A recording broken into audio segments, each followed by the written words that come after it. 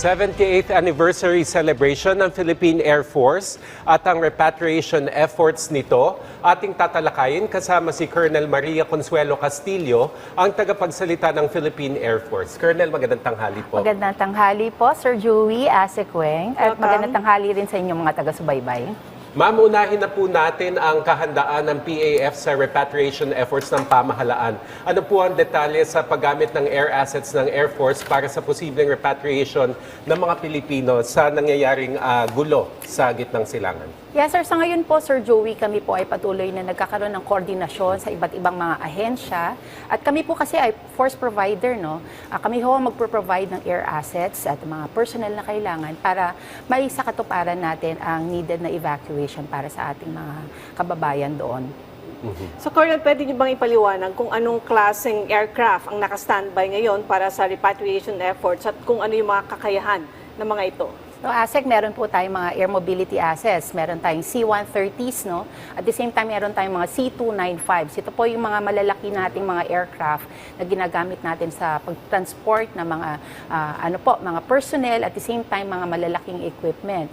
So ito po, malaki po ang kapasidad ng mga airlift assets na ito at posible po natin itong magamit kung sakali para ma-transfer po natin, ma-evacuate natin ang ating mga kababayan mula sa mga conflict zones, and then we fly them to safer areas. And at the same time, meron din naman po yatang coordination, no, for possible commercial and chartered flights para mag-uwi naman sa ating mga kababayan sa Pilipinas. Bukod sa nabanggit nyo, Colonel, na airlift assets, nabanggit nyo rin na may mga personnel na pwedeng i-deploy. Anong function ng mga sasama dun sa mga flight na ito at anong tulong ang pwede nilang ibigay sa ating mga kababayang i-repatriate? So kasi ho, very complicated po kapag ho tayo ay lumilipad lalo na sa iba't ibang mga bansa, no? Kailangan ho meron tayong mga naka-standby na mga medical teams, mga S7 teams para kung sakaling merong mga kailangan i-transport na merong mga medical issues, kayang-kaya po natin ma-ensure yung safety nila.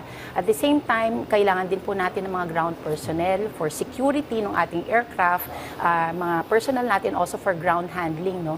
Kapag ho kailangan nilang refuel sa mga areas. So, yun po, kasama po sila sa grupo na pinapadala natin kapag meron po mga evacuation overseas. So, sa ngayon, paano yung coordination ng PAF with DFA, DMW, tsaka iba pang agencies para doon sa effective repatriation ng mga kababayan natin doon? Yes, ma'am. So, ngayon ho, ang coordination ng Air Force, we take guidance from the Armed Forces of the Philippines kasi nga ho kami ay under the AFP at the same time from the Department of National Defense. Ang coordination po sa ganitong klaseng malakihang operasyon is agency to agency or department to department. And then, binababa na lang po sa amin sa Philippine Air Force ang instructions. Ma'am, pag-usapan naman po natin yung anibersaryo ng PAF. Paano nyo po i-describe o bakit po napili yung temang Focus PAF at 78, Advancing Air Power by Committing to Mission, Strengthening Capabilities and Championing Core Values? Yes, ito po ay sumasalamin, no, sa aming direksyon sa ngayon, lalo na under our leadership, our new leader na umupo po nung December, si Lieutenant General Arthur M. Cordura. Ang kanyang command framework is a Philippine Air Force that is mission-oriented, capability-driven, and values-based. So ito po yung focus namin, ang ating Philippine Air Force ngayon, and nakafocus po sa ating mission. Lalo na ngayon, nagsishift na po tayo sa external defense. Dati po kasi heavily involved tayo sa ating mga internal security operations. Pero although meron pa rin po tayong partisipasyon dyan, mas nagfo-focus po tayo ngayon sa ating kapasidad para maprotektahan hindi lamang ang ating territorial waters, ang ating airspace, kundi na rin ang ating areas within our exclusive economic zone. Ito po yung tinatawag nga ng AFP ngayon, yung Comprehensive Archipelagic Defense Concept, no, na we extend our operations beyond our territories, beyond our territorial waters. Kailangan ho maprotektahan din natin ang ating sovereign rights over our exclusive economic zones. And at the same time, capability-driven or strengthening our capabilities, ibig sabihin patuloy po ang ating training, patuloy ho ang pagpapaigting ng ating kakayahan. Kailangan ho magkaroon tayo ng continuous acquisition of new assets. At the same time, ma-upgrade din ho natin ang ating mga current assets. And napaka-importante yung values-based. Importante yung disiplina at yung commitment ng ating mga tauhan, no, sa kanilang misyon. So sa tingin niyo, Colonel, ano yung susi kung bakit nanatiling matatag ang Philippine Air Force sa kabila ng mga hamon na hinaharap natin?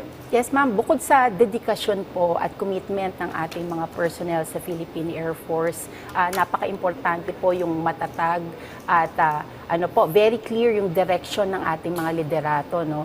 Not only within the Philippine Air Force, we take guidance from our Chief of Staff, Armed Forces of the Philippines, from our Secretary of National Defense, pati na rin po from our Commander-in-Chief.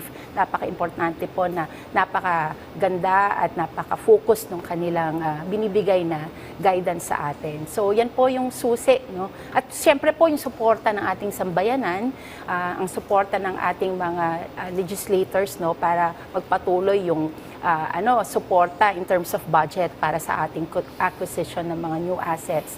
So ito po lahat sama-sama tong mga efforts na to na nakakasigurong naging na-maintain natin yung katatagan ng ating hukbong himpapawid. Nung June 23, if I'm not mistaken, may binigay pong awards para sa exceptional units ng Air Force. So, yung mga ganitong klaseng award, gaano kahalaga po ito para sa isang miyembro ng Air Force? Nasabi niyo na nga na para ma-boost yung kanilang moral, especially in defending our territorial sovereignty. Opo, itong mga awards na natatanggap po ng Philippine Air Force tulad nito is hindi lamang sumasalamin sa naging dedikasyon at commitment ng ating mga miyembro ng hukbong himpapawid. At the same time, ini-inspire po kami to do more, to exert more effort para mas mapagsilbihan natin ang ating bayan. So sa sinabi niyong yan, Colonel, sa anong paraan na ipapamalas ng isang Air Force member o isang sundalo yung disiplina, sinabi mong dedikasyon at kahusayan para magbigay daan para sila ay maparangalan? Tsaka ano yung factors considered sa kabila ng maraming mahuhusay na members ng Air Force? Yes, little things, little efforts go a long way. Isang simpleng sundalo na nagpapakita ng disiplina, na siya ay ginagawa niya ang kanyang trabaho ng mahusay sa araw-araw, ating mga mekaniko, mula sa ating mga mekaniko, ating mga piloto, mga ground operators, pati na rin yung mga lumilipad mismo. At the same time, yung mga leaders natin, lahat po ng efforts nila, sama-sama yan. It goes a long way para mas lalo nating mapakita na ang ating Philippine Air Force ay lumalakas at nagkakaroon ng mas malaking kakayahan para maprotektahan at mapagsilbihan ng ating bayan. Colonel, isa sa mga pinuri ngayong taon ay yung digital innovations tulad ng armory management system at pati may fitness app. Gaano kahalaga ang teknolohiya sa pagpapaigting ng kakayahan ng ating Air Force? Napaka-importante po talaga na sumasabay tayo sa takbo ng panahon. Right now, ang dami na pong avenues in technology, ang dami na pong opportunities para mas mapadali, mas mapabilis ang ating trabaho, mas maging efficient tayo. So we take advantage of all these innovations para mas mapabuti namin ang serbisyo sa ating bayan. So paano naman sinisiguro, ma'am, ng Air Force na yung core values ninyo ay naipapasa sa mga susunod na henerasyon ng members ng Philippine Air Force? Yes, continuous education, ma'am, continuous mentorship, yan ho yung focus namin ngayon. Yung mental resilience din po, napakahalaga ngayon kasi iba ng panahon ngayon sa dami ng mga challenges na hinaharap ng bawat isa sa atin. Kailangan importante yung mental and emotional resilience. Kaya ngayon ang focus ng Philippine Air Force is yan po, bawat sundalo matutukan natin ang kanilang mga pangangailangan, at the same time yung mga mas senior sila ay tumatayong mga mentors at mga good examples para sa ating mga younger breed of soldiers. Parang role models. Yes, sila. that's right, ma'am. Tapos yung recruitment ninyo is dire-diretso lang? Yes, ma'am. Every year po, meron po tayong recruitment. In fact po, itong first quarter, nagkaroon na po tayo ng initial recruitment at pinaprocess na po yung kanilang mga pinaprocess na po, tapos na rin po sa kanilang mga medical at neuropsychiatric tests, and sila po ngayon ay nag-undergo na ng basic military orientation training. At for officers, nakakaroon na rin po tayo ng recruitment ngayon kasi kailangan din talaga natin ng mga additional officers. hindi lamang ho mga piloto, no? Kailangan ho natin ng maraming ground officers to take care ng mga logistics requirements, finance requirements. At the same time, meron na ho tayong mga kailangan i-manage din ng mga radars, no? Meron dito tayong mga special operations. Sabi ko, ang iniisip ko kasi ho nila kapag Air Force, puro mga piloto, no? Pero kung tutuusin, napakarami hong specialization within the Air Force na kung saan makakahanap ho ng lugar yung mga iba na hindi gustong lumipad.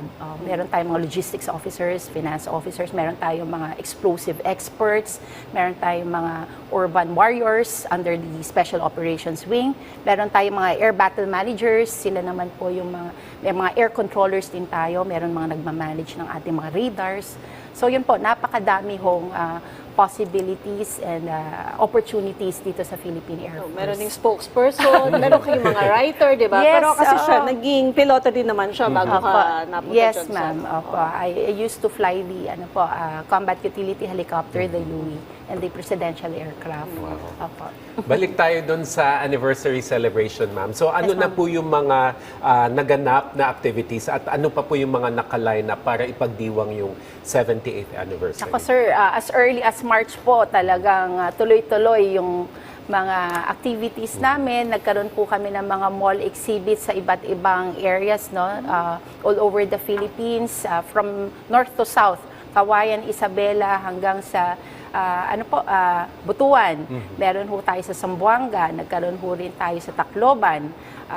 Recently, meron sa Laguna. And then, itong June, nagkaroon tayo sa Market, no, within Metro Manila.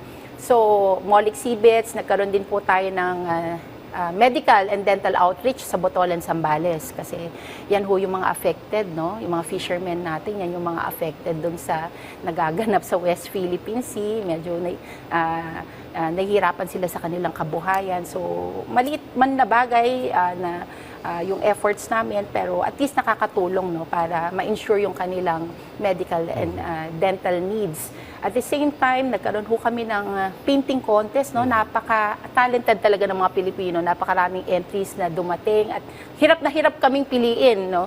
Kung sino yung mga mananalo. Matutunghayan niyo ho itong mga painting na to sa aming anniversary, i-display po namin sila. At the same time, nagkaroon din po kami ng mga Youth Leadership Summit all over the Philippines, Luzon, Visayas, Mindanao, kung saan in-engage po namin ng mga youth leaders natin. Ito yung mga campus leaders natin para maging partners po natin sa ating mga peace and development efforts. At saka, tawag nito, bukod dyan sa mga activities na yan, ano yung pinaka-highlight ng anniversary ngayon? Kasi nung mga nakaraang taon, Parada, usually may nag-showcase flyby. kayo nung jet. Yes, ngayon po, austere but very meaningful ang aming celebration. Kami po ay magse-celebrate dun sa aming headquarters sa Colonel Jesus Villamor Air Base, dun sa aming multi-purpose gym. At hopefully po, makarating po ang ating Commander-in-Chief. Inaasahan po namin ang kanyang pagdalo at magkakaroon po tayo ng capability demonstration, no, dun sa ating Air Defense Center. Okay, mensahe nyo na lang po, Colonel, sa mga Pilipino at para na rin po sa inyong mga kasamaan sa Philippine Air Force. Sa ating po mga kababayan, maraming salamat po sa inyong patuloy na pagsuporta sa inyong hukbong himpapawid at kayo po ay makakaasa naman na kami po ay patuloy namin paiigtingin ang aming kakayahan para mapagsilbihan namin kayo ng lubos. So, sa ngalan po ng aming Commanding General Lieutenant General Arthur M. Cordura at sa bumubuo po ng inyong Philippine Air Force, thank you and magandang umaga po sa inyo lahat. Thank you rin, ma'am. Maraming salamat po sa inyong oras. Colonel Maria Consuelo Castillo, ang tagapagsalita ng Philippine Air Force.